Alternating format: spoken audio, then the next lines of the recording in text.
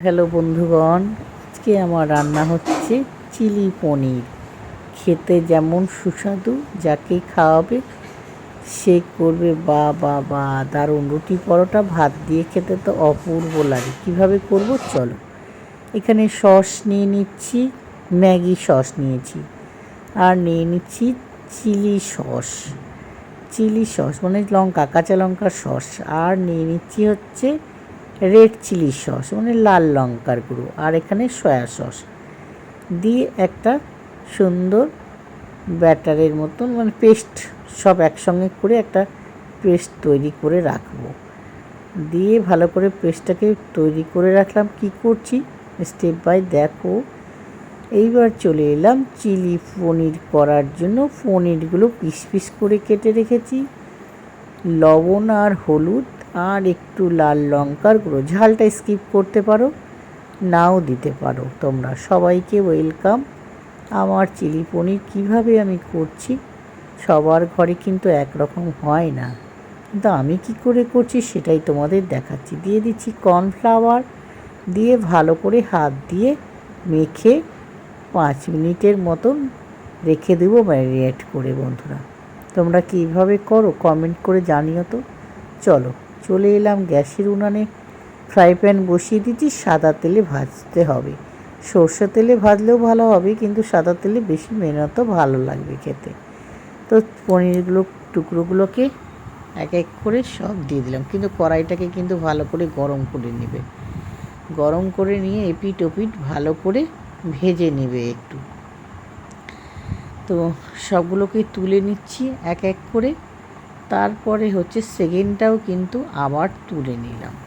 তা এতটা তেলে তো চিলি পনির করা হবে না, তেলটাকে আমি সাদা তেলটাকে একটু বের করে নিচ্ছি। এবার কড়াইয়ের মধ্যে ফ্রাই প্যানের মধ্যে দিয়ে দিলাম রসুন কুচি। যাদের নিরামিষ করে করতে চাও রসুন কুচি দেবে না, রসুন কুচি দিয়ে একটু ভালো করে ভেজে নিতে হবে। তার মধ্যে লঙ্কা কুচি দিয়েছি, আর পেঁয়াজের কিউব, আর হচ্ছে ক্যাপসিকামের কিউব দিয়ে একটু সামান্য হালকা ভাজতে হবে, লাইট ভেজে নিতে হবে। এর মধ্যে আমি দিয়ে দিচ্ছি অল্প লবণ, স্বাদের জন্য পরিমাণ মতন লবণ দিয়ে আবারও একটু হালকা ড্রাই করে ভেজে নিচ্ছি।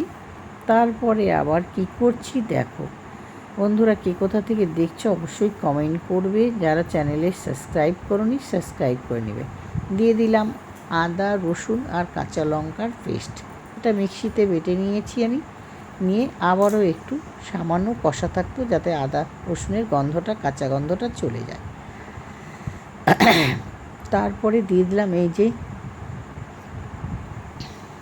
সস, চিলি সস, সব যে পেস্টটা তৈরি করেছেন এই পেস্টটা দিয়ে দিলাম। দিয়ে একটু সামান্য নাড়াচাড়া করব, আর একটু জল দেব। জল দিয়ে ভালো করে কিন্তু আমি কষাতে থাকবো।